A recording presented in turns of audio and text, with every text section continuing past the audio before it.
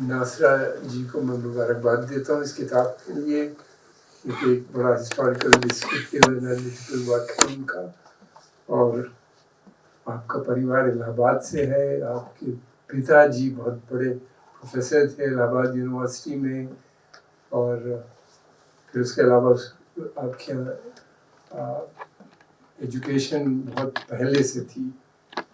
इनके यहाँ की लाइब्रेरी मशहूर थी इलाहाबाद शहर में, जो पता नहीं अब है या नहीं, मुझे नहीं मालूम।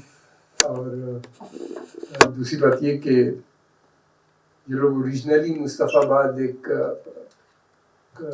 छोटा सा कस्बा है, छोटा क्या, अब तो काफ़ी बड़ा कस्बा बन चुका है, वहाँ से इनका ताल्लुक़ था। तो एजुकेशन इनके यहाँ बहुत मॉडर्न एजुकेशन काफ़ी पहले आ गई थी। फिर आपकी पर्शियन लैंग्वेज और उसके डिफरेंट डायलेक्ट्स की समझ बहुत अच्छी है। और उसके बाद ये कि ट्रैवल भी बहुत किया है। तो फिर दूसरी बात ये कि नासरा जी का परिवार शिया मुस्लिम परिवारों में से था, जहाँ पे मिडल ईस्ट बहुत इम्पोर्टेंट रहा है, स्पेशली इराक, बगदाद और सीरिया, जो जहाँ पे शिया रिलीजियस प्लेसेस हैं काफ़ी। तो 1818 सेंचुरी में भी यहाँ से लोग जाया करते थे और अभी भी करते हैं। इलाहाबाद से बहुत पुराना हिंदुस्तान से कनेक्शन है। कहानियाँ बहुत सी इन्हीं ने जो लिखी हैं, इसके अलावा भी और कुछ का जो जिक्र है वो हम लोग बचपने में अक्सर उसके नाम सुना करते थे, मर्जीना और जो पर्शियन स्टोरी टेलर्स थे या राइटर्स थे, उनके ट्रांसलेशन उर्दू में बहुत अच्छे हैं, तो खैर हिंदी में भी होंगे।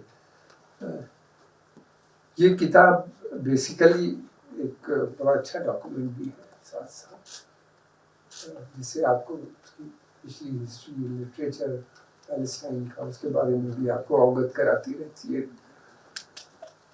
पैलेस्टाइन, जहाँ तक सवाल है, ये एक बातें आपने काफ़ी बता दी है रामकृष्ण ने, एक सेटलर कॉलोनियल प्रोजेक्ट था।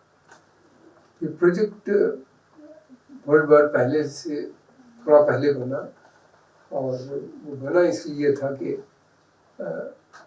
अरबों अंग्रेज़ों को इस बात का डर लगने लगा था, और फ्रेंच कॉलोनियलिस्ट को दोनों को, कि नेशनलिज्म बहुत तेज़ इंडिया में भी फैल रही है और अरब वर्ल्ड में भी फैल रही है। तो उन्हें ये था कि यहूदियों का जो जूइश, यहूदी नहीं बल्कि ज़ायनिस्ट लीडरशिप उस वक्त इमर्ज हुई थी 19th सेंचुरी में, उसका कहना ये था कि you can not trust Arab nationalism, और उसके चलते हुए कि ये Palestine is the best place. Palestine select इसलिए किया गया, कई वजह थी। एक उसमें सबसे बड़ी वजह ये थी कि geo political location, almost it connects 3 continents, Asia, Africa and Europe, 3 seas, red C, then Mediterranean, Suez canal in the middle. तो इतना इम्पोर्टेंट जगह थी, यहाँ पे उन्होंने सोच समझ के रखा। दूसरे, पार्टीशन जो था, ये बहुत इम्पोर्टेंट टूल अंग्रेज़ों ने इस्तेमाल किया था हमेशा, पहले से भी। इंडिया को पार्टीशन किया उसी पीरियड में, 1 साल पहले इंडिया में पार्टीशन हुआ, उसके बाद फिलिस्तीन का 48 में पार्टीशन हुआ, फिर हमने देखा कोरिया, वियतनाम, फिर अफ्रीका में साउथ अफ्रीका, रोडेशिया, वहाँ पे वाइट माइनॉरिटी को रिजीम सौंप के चले गए।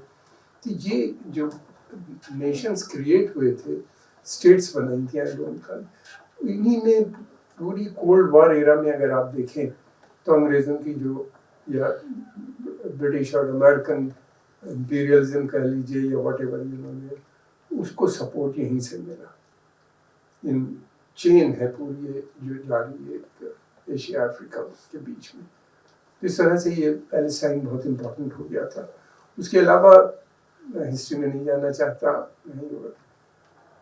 फ़िलहाल जो इस वक्त प्रॉब्लम है वो इजराइलीज़ की है, वो ग्रेटर इजराइल बनाना चाहते हैं, और इनका कहना ये है कि वो पूरा पैलेस्टाइन जो है ये पार्ट है इजराइल का।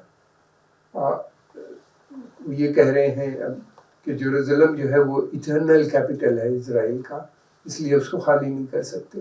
پھر دوسری طرف وہ یہ بھی کہہ رہے ہیں کہ جو ویسٹ بینک ہے اس کو وہ کہتے ہیں ببلیکل نیم دیا ہے انہوں نے، جوڈیا سمارا. کہ لگے یہ ہم کیسے خالی کر دیں، یہ تو ہمارے پروفٹس اینڈ کنگس کی یہیں پہ رہتے تھے اور رول کرتے تھے، اس لیے یہ بہت امپورٹنٹ ہے ہمارے لیے، ہم اس کو نہیں خالی کریں گے. غازہ کو وہ کہتے ہیں کہ یہ ببلیکل لینڈ نہیں ہے مگر سیکیورٹی پوائنٹ آف ویو سے بہت امپورٹنٹ ہے، اس لیے ہم غازہ کو بھی نہیں خالی کریں گے. تو انہوں نے صاف صاف کہہ دیا، جو انٹرنیشنل کورٹ آف جسٹس کا کل ورڈکٹ آئی ہے اس میں انہوں نے کہا ہے کہ آپ کو خالی کرنا پڑے گا. اس کے ترنت بعد وہاں کے جو اسرائیل کے پردھان منتری ہیں انہوں نے صاف کہہ دیا کہ ہم نے کوئی جگہ آکوپائی نہیں کی ہے، یہ ہماری جگہ ہے، ہسٹوریکلی ہمیشہ سے رہی ہے، ہم اس کو خالی نہیں کریں گے. اور یہ کب تھی ان کی 2500 سال پہلے. کتنے سمے کے لیے تھی؟ بہت کم پیریڈ کے لیے تھی، اس لیے کہ اس سے پہلے بھی وہاں پہ کینانائٹس رہ رہے تھے جن کو ہٹا کے کنگ ڈیوڈ نے، جن کو یہاں پہ داؤد کہا جاتا ہے عربس میں، انہی نے ہٹا کے اس پہ قبضہ کیا تھا ماؤنٹ زیون کے اوپر. یہ تو بہت بڑے اسکالر ہیں، سب جانتے ہیں، میں نے تھوڑا سا پڑھا. تو وہ اور بہت زیادہ سمے تک اسرائیل رہا بھی نہیں، اس کا وہاں پہ ہی پھر ایسٹرن یورپین رومن امپائر کا قبضہ ہو گیا. پوری ہسٹری میں تھے، میں اس میں جانا نہیں چاہتا. وہ بار بار یہ کہہ رہے ہیں کہ ہم نہیں خالی کریں گے. اب خالی کرنے کا ایک ہی طریقہ، نہ خالی کرنے کا انہوں نے ایک ہی طریقہ سوچا کہ وہ یہ ہے کہ جس طریقے سے اسرائیل بنا تھا کہ میسیکرز کرو، بیچ بیچ گاؤں دیہاتوں میں شہروں میں تو لوگ ڈر کے بھاگ جاتے تھے، وہی انہوں نے ٹیکٹکس اپنائی یہاں پہ بھی. سیٹلر کولونیل پروجیکٹ نہرو جی نے جو کہا تھا بہت پہلے، وہ ان کا طریقہ یہ ہے کہ وہاں پہ جا کے آپ ایتھنک کلینزنگ ورچولی جو ہو رہی ہے وہاں پہ اس سمے دیکھیں نہیں جاتی. ٹی وی پہ جو خبریں جس طریقے سے آتی ہیں یا نیوز جس طریقے سے ہم لوگ دیکھ رہے ہیں کہ منشیہ ایسا بھی کر سکتا ہے دوسرے منشیہ کو کہتے ہیں. ان کو انہوں نے کہہ دیا کہ یہ ہیومن نہیں ہے بلکہ جانور ہیں منشیہ کی شکل میں. اس طرح کی باتیں ہیں، اس کے جسٹیفیکیشن. حالانکہ بڑی سنکھیا میں جو یہودی ہیں وہ اس کو سبسکرائب نہیں کرتے. ابھی بھی ان کے ایک بہت بڑا سیکشن ہے یہودیوں کا جو یہ کہتا ہے کہ اسرائیل میں ہم تبھی جائیں گے جب فائنل کنگ ڈیوڈ دوبارہ سے وہاں پہ آئیں گے اور پرلے ہوگا. پوری ایک اسٹوری ہے ببلیکل. اور پھر اس کے بعد وہ اپنی اسٹیٹ بنائیں گے، اپنی بادشاہت اسٹیبلش ہوگی، تب ہم لوگ وہاں پہ جائیں گے. تو اس کو ہمیشہ سے وہ چیلنج کرتے چلے آ رہے ہیں اور وہ اس کے خلاف ہے.